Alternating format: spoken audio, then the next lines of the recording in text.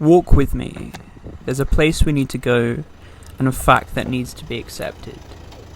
I have a few words to say, and they may sound pessimistic, bleak and disheartening, but stick with the message and you may understand why it's important. There's one singular commonality in this whole universe that every one of its occupants encounters. We're all on the same road, heading the same way, and ultimately going to the same final place. There's no avoiding this end. There's no way out of it. There's no real escape from this. It is the destiny of all. We find ourselves hurtling towards this as the only constant in our life. That is, every single human and animal alive now and alive before now will die and will end up somewhere like this. Rows upon rows of death. Some recent, some years, decades old. Some treated by relatives who visit every weekend or so. Some untouched for decades. It's sad to see some fall into such disrepair, but it's hopeful to see some so refreshingly treated. But that won't last forever, and every single one of these will wilt, you know?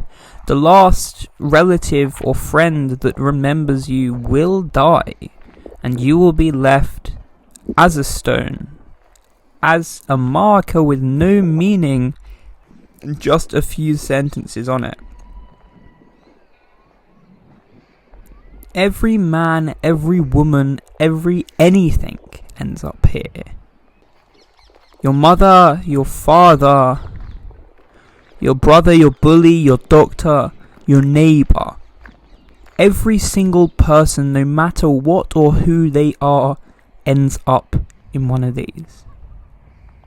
Alone, gone, and deep underground. Holding on to faith may give you comfort in life, but if what you believe the afterlife is ultimately isn't what you receive in the end, there's no reside in that. Seeing a sight like this shows the sheer insignificance of human existence. Every one of these people, every one of these stones had exactly what we could have, has every potential we have now, and all they are is food for worms. We will be this.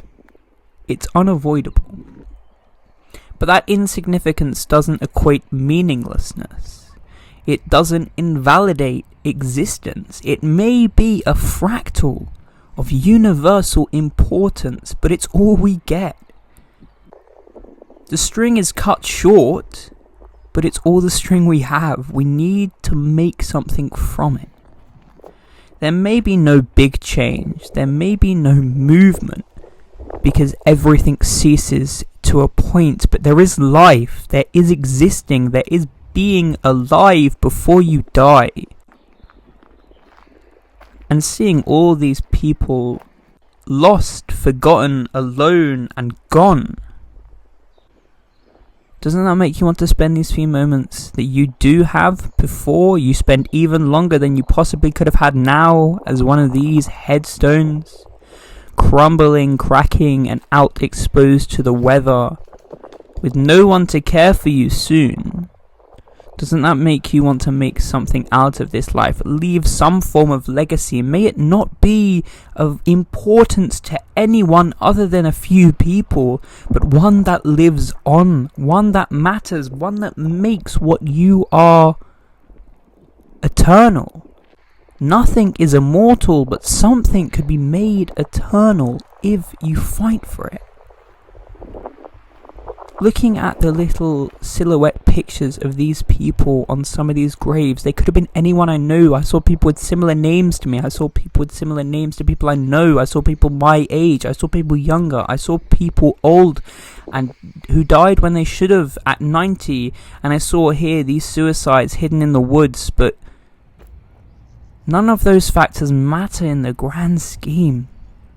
They lived and they died. There was a day that they didn't wake up. There was a sunrise they didn't see. There was a breath they didn't take. There was a drink they didn't drink. There was a meal they didn't consume. There was something they never did and never will get to do. Why shouldn't you relish everyone you have before you're this? It's bleak, it's harsh, and it hurts, but tomorrow you could die. You might not, you probably won't, depending on who you are. But one day you will, and you will have regrets.